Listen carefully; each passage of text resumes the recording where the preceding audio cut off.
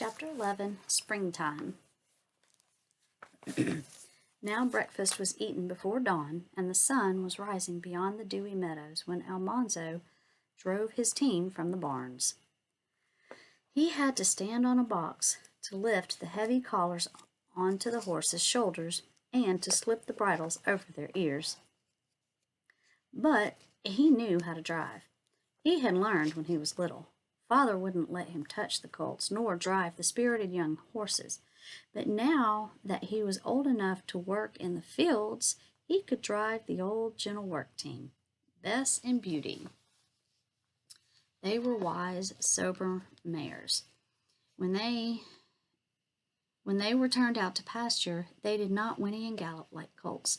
They looked about them, lay down and rolled once or twice, and then fell to eating grass. When they were harnessed, they stopped sedately, one behind the other, over the sill of the barn door, sniffed the spring air, and waited patiently for the traces to be fastened. They were older than Almanzo, and he was going on 10. They knew how to plow without stepping on corn or making the furrows crooked. They knew how to harrow and to turn out the end of the field. Let's find out what that means. Almanzo, I have a pencil, I can't underline it. Almanzo would have enjoyed driving them more if they hadn't known so much. He hitched them to the harrow. Last fall, the fields had been plowed and covered with manure. Now the lumpy soil must be harrowed. I guess that means kind of like turning it over, getting it all mixed in. Bess and Beauty stepped out willingly, not too fast, yet fast enough to harrow well. They liked to work in the springtime after the long winter of standing in their stalls. Back and forth across the field they pulled the harrow, while Almanzo walked behind it, holding the reins. At the end of the row, he turned the team around and set the harrow so that its teeth barely overlapped the strip already harrowed. Then he slapped the reins on the horses' rumps, shouted, "Giddy up!" and away they went. Almanzo really likes to farm, doesn't he? All over the countryside, other boys were harrowing too, turning up the moist earth to sunshine. Far to the north, the St. Lawrence River was a silver streak on the edge of the sky. The woods were clouds of delicate green. Birds hopped, twittering on the stone fences, and squirrels frisked. Almanzo walked, whistling, behind his team. When he harrowed the whole field across one way, then he harrowed it across the other way. The harrow's sharp teeth combed again and again through the earth, breaking up the lumps. All the soil must be mellow and fine and smooth. So we do that kind of stuff with tillers now, don't we, and tractors. By and by, Almanzo was too hungry to whistle. He grew hungrier and hungrier. It seemed that noon would never come. He wondered how many miles he'd walked, and still the sun seemed to stand still. The shadows seemed not to change at all. He was starving. Now, well, I guess because he's working hard. We all know from the past what kind of breakfasts they eat at the Wilders' houses. The Wilders' household. Okay. At last the sun stood overhead. The shadows were quite gone. Almanzo harrowed another row and another. Then at last he heard the horns blowing far and near. Clear and joyful came the sound of Mother's big tin dinner horn. Bess and Beauty pricked up their ears and stepped more briskly. At the edge of the field toward the house they stopped. Almanzo unfastened the traces and looped them up, and leaving the harrow in the field, he climbed onto Beauty's broad back. He rode down to the pump house and let the horses drink. He put them in their stall, took off their bridles, and gave them their grain. A good horseman always takes care of his horses before he eats or rests. But Almanzo hurried. How good dinner was, and how he ate! Father heaped his plate again and again, and Mother smiled and gave him 2 pieces of pie, probably made with maple sugar. He felt better when he went back to work, but the afternoon seemed much longer than the morning. He was tired, and he rode down to the barns at sunset to do his chores. At supper, he was drowsy, and as soon as he had eaten, he climbed upstairs and went to bed. Now, that's when you know you've done a good day's work on the farm, when you're that tired. Yes, sir. I've been there. Not that I live on a farm, but I have been there working that hard, especially when I was growing up. And it was good. Good times. It was so good to stretch out on the soft bed. Before he could pull up the coverlet, he fell fast asleep. It was just a minute Mother's candlelight shone on the stairs, and she was calling. Another day had begun. There was no time to lose, no time to waste in rest or play. The life of the earth comes up with a rush in the springtime. All the wild seeds of weed and thistle, the sprouts of vine and bush and tree, are trying to take the fields. Father must fight them with harrow and plow and hoe. They must plant the good seeds quickly. Almanzo was a little soldier in this great battle. From dawn till dark he worked, from dark till dawn he slept, and he was up again and working.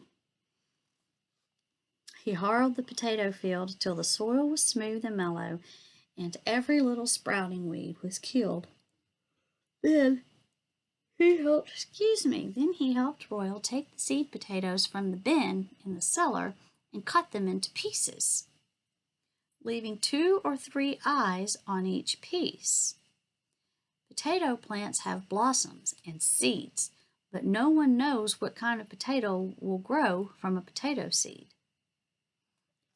All the potatoes of one kind that have ever been grown have come from one potato. A potato is not a seed.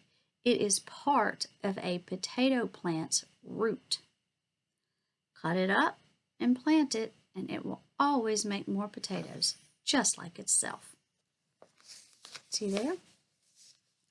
Every potato has several little dents in it, and every little dents in it that look like eyes. From those eyes, the little roots grow down into the soil, and little leaves push up toward the sun. This is interesting, y'all.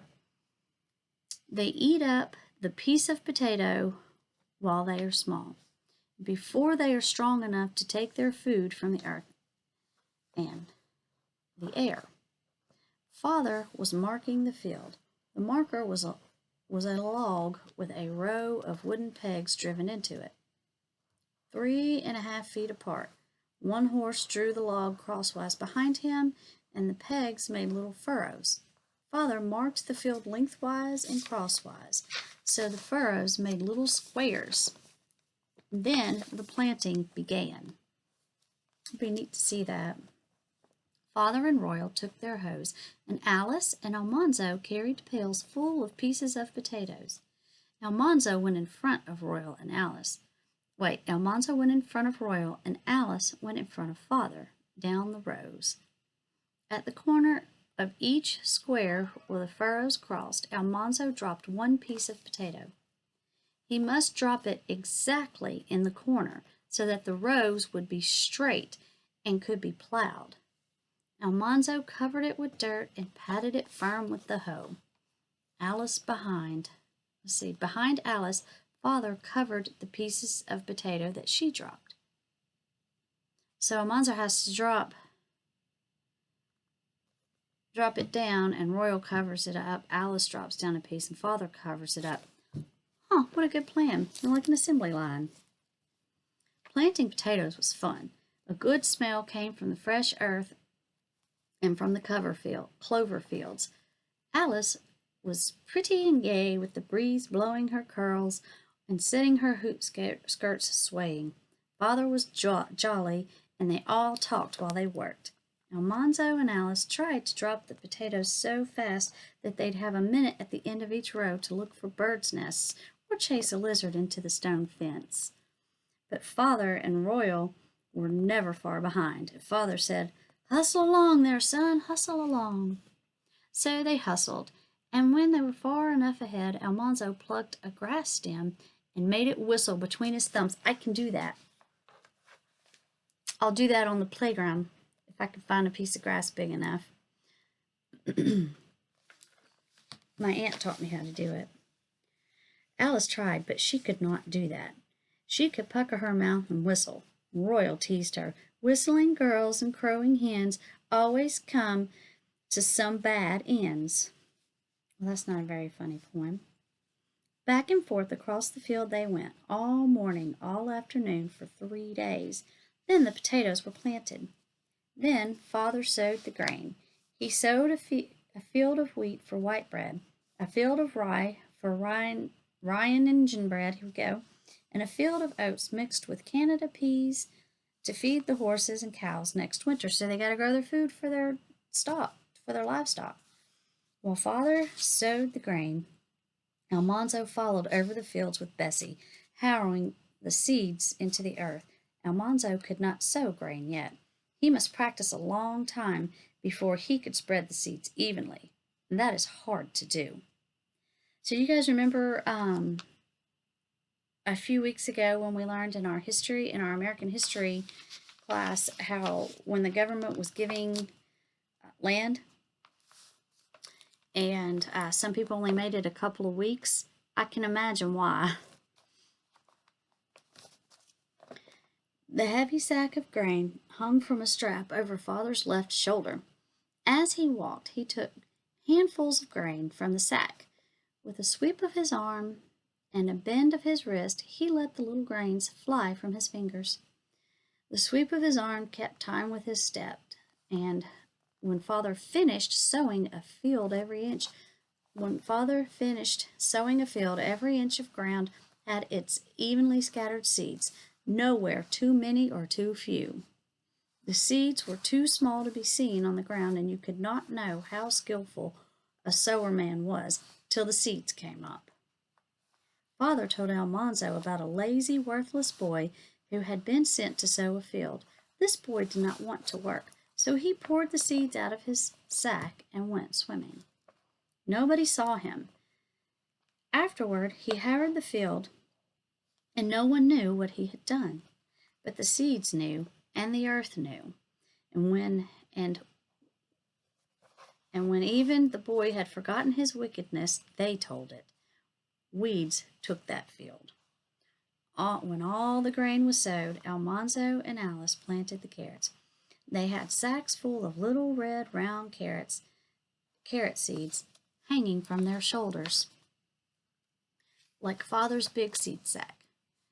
Father had marked the carrot field lengthwise with a marker whose teeth were only 18 inches apart. Almanzo and Alice, with the carrot seeds, went up and down the long field, straddling the little furrows. I have tried several times to grow carrots. I've never been able to do it. They never grow. Now the weather was so warm that they could go barefooted. Their bare feet felt good in the air and the soft dirt. They dribbled the carrot seeds into the furrows, and with their feet they pushed the dirt over the seeds and pressed it down. Why does it keep changing colors? Almanzo could see his feet, but of course Alice's were hidden under the skirts. Her hoops rounded out, and she had to pull them back and stoop to drop the seeds neatly into the furrow. Almanzo asked her if she didn't want to be a boy. She said yes, she did. Then she said no, she didn't. Boys aren't pretty like girls, and they can't wear ribbons. I don't care how pretty I be, Almanzo said, and I wouldn't wear ribbons anyhow. Well, I like to make butter, and I like to patch quilts and cook and sew and spin. Boys can't do that. But even if I be a girl, I can drop potatoes and sow carrots and drive horses as well as you can. You can whistle You can't whistle on a grass stem, Almanzo said. And at the end of the row, he looked at the ash tree's crumpled new leaves and asked Alice if she knew when to plant corn. She didn't, so he told her, corn planting time is when the ash leaves are as big as squirrels' ears. How big a squirrel? Alice asked. Just an ordinary squirrel. Well, those leaves are as big as a baby squirrel's ears, and it isn't corn planting time. For a minute, Almanzo didn't know what to think. Then he said, a baby squirrel isn't a squirrel, it's a kitten. But it's just as much a squirrel. No, it isn't. It's a kitten. Little cats are kittens, and little foxes are kittens, and little squirrels are kittens. A kitten isn't a cat, and a kitten isn't a squirrel either. Know that. Oh, Alice said. And when the ash leaves were big enough, Almanzo helped to plant corn. The field had been marked with the potato marker, and Father and Royal and Almanzo planted it together. They wore bags of seed corn tied around their waists like aprons, and they carried hoes. And at the corner of each square where the furrows crossed, they stirred up the soil with a hoe and made a shallow hollow in it, dropped 2 grains of corn into the hollow, and covered them with dirt, and patted the dirt firm. Father and Royal worked fast. Their hands and their hoes made exactly the same movements every time. 3 quick slashes and a dab with the hoe, a flash of the hand, and then a scoop and 2 pats with the hoe. And that hill of corn was planted. Then they made 1 quick stride forward and did it again. But Almanzo had never planted corn before. He did not handle the hoe so well. He had to trot 2 steps where Father or Royal took 1, because his legs were shorter. Father and Royal were ahead of him all the time. He could not keep up. One of them finished out his row each time so that he could start out even again. But he knew he would plant corn as fast as anybody when his legs were longer. That's right, Almanzo.